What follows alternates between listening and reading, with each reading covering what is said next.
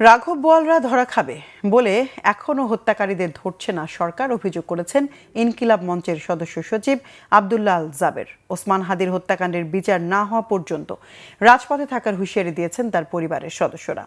বিকেলে শাহবাগে ইনকিলাব মঞ্চের শপথ পাঠ অনুষ্ঠান হয়। এই সময় দলটির সদস্য সচিব হুঁশিয়ারি দিয়ে বলেন, রক্তের বদলা রক্ত দিয়ে হবে। যারা দেশ থেকে হাদিকে হত্যার পরিকল্পনা করেছে তাদের সাথে সুশীল আচরণ করা হবে না। যারা জুলাই যোদ্ধাদের জীবন জাহান্নাম তৈরির চেষ্টা করেছে তাদের জীবন জাহান্নাম করে দেওয়ারও হুঙ্কার দিয়েছেন এই নেতা। এ সময় হাদির বড় ভাই আবু বকর সিদ্দিক বলেন, এসব সন্ত্রাসী কাজ করে নির্বাচনে বাধা দিতে চাচ্ছে একটি গোষ্ঠী। একই সাথে হত্যাকাণ্ডের বিচার না পাওয়া পর্যন্ত রাজপথে থাকার কথা জানিয়েছেন তিনি।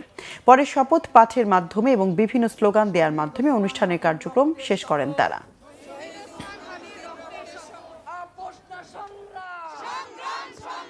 এই বাংলার জমিনে ইনসাফ কায়েমের জন্য যদি রক্ত দেয়া লাগে আমরা রক্ত দিব, আবার সেই ইনসাফ কায়েমের জন্য যদি রক্ত নিতে হয় আমরা সেই রক্ত নিব।